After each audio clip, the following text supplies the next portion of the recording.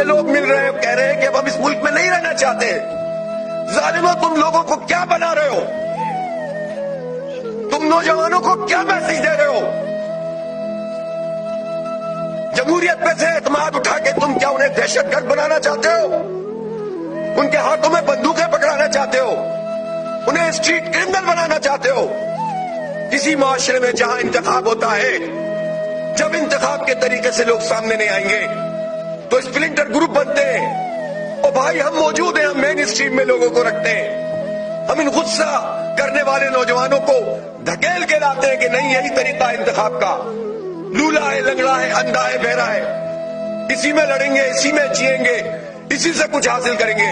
اور جب لوگ نکل کر کھڑے ہو جائیں، ووٹ ڈال دیں، تم ان کے مینڈیٹ پہ قبضہ کر لو، پھر کہو کہ لوگ انتہا پسند کیوں بن رہے؟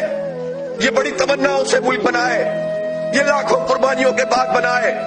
اس پر قبضہ کرنے والے احساس نہیں رکھتے کہ اس کے لیے لوگوں نے کیا کیا قربانیاں دی ہیں. ہم اپنی نسلوں کو تباہ نہیں ہونے دیں گے انشاءاللہ. ہم لڑیں گے ان کے لیے.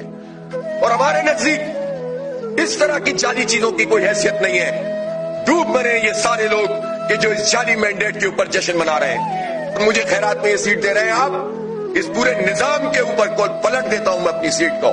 اور پورے پاکستان کے لیے مثال ہے یہ کہ باضمیر لوگ سامنے آئے. میں ایم کیو ایم کے بھی ان لوگوں سے کہتا ہوں، اگر اللہ تعالیٰ نے ان کو ہدایت دی اور ان کے اندر کوئی ضمیر جاگتا ہے تو